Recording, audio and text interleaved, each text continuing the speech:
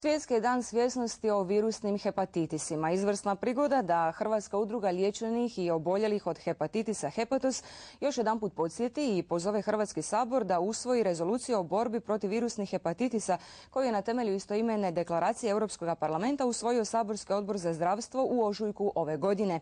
U Hepatosu kažu kako će sabor to učiniti već sutra.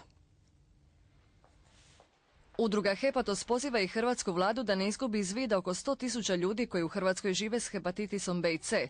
Ukoliko sabor usvoji rezoluciju o virusnim hepatitisima kako je i najavljeno, Hrvatska će potvrditi da je u javnozdravstvenoj politici i brizi za suzbijanje virusnih hepatitisa ispred Svjetske zdravstvene organizacije.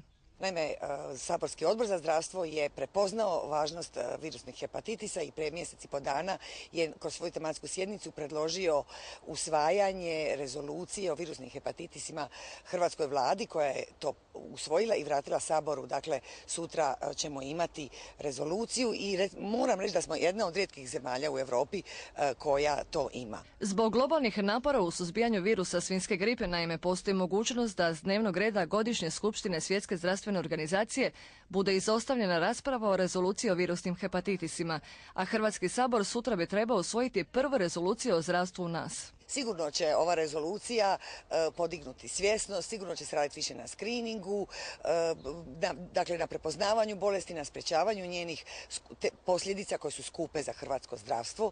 Dakle, bolje je sada liječiti nego da nam se dogodi, ne znam, da pacijenti dođu do teških posljedica kao što su ciroza, rak, zatajenje jetre, transplantacije itd.